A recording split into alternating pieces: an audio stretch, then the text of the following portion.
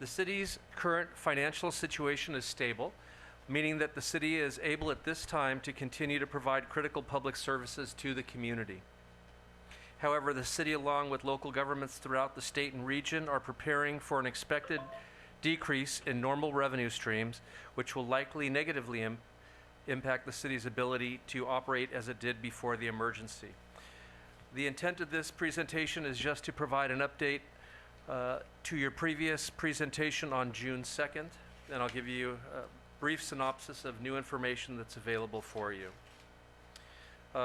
In our Parks and Recreation Department, we have opened the public restrooms for the season in our parks. In Community Development, Codes, Planning, and ONDS, building maintenance is measuring and requesting quotes to have plexiglass installed in community development and the engineering counters. A local vendor has been called for estimates and installation date. However, that information is not available. We hope to have these barriers installed post haste.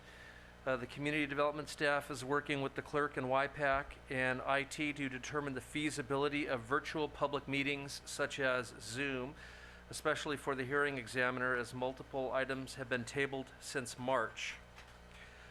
In the area of our legal department, the legal department will have a volunteer intern that has just completed her first year of law school, working primarily from home on several projects to assist the prosecution division over the next couple of months. Otherwise, attorneys continue to work in the manner we have previously described to you.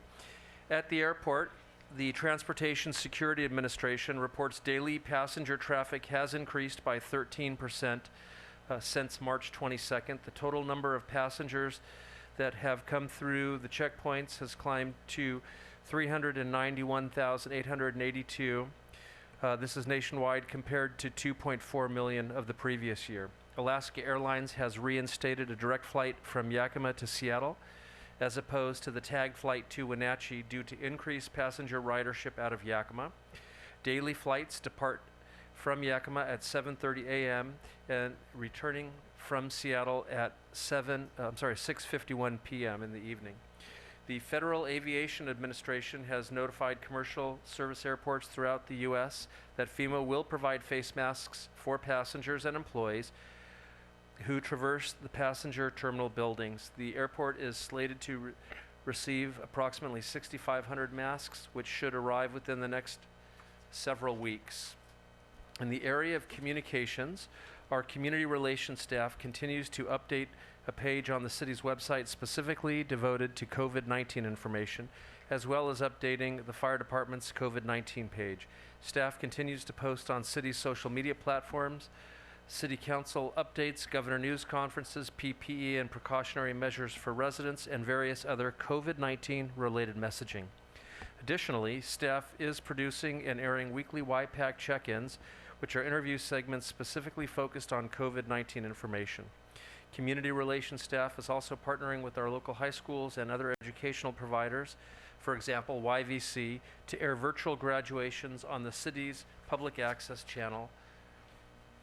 The staff is supporting the council's face mask proclamation and directive through the Mask Up to Open Up messaging, and the website and social media updates, news releases, and the Issues Brief newsletter. City staff has coordinated the distribution of 95,000 plus masks to Yakima community members, and this concludes our overview of the emergency response to date. Thank you, Mr.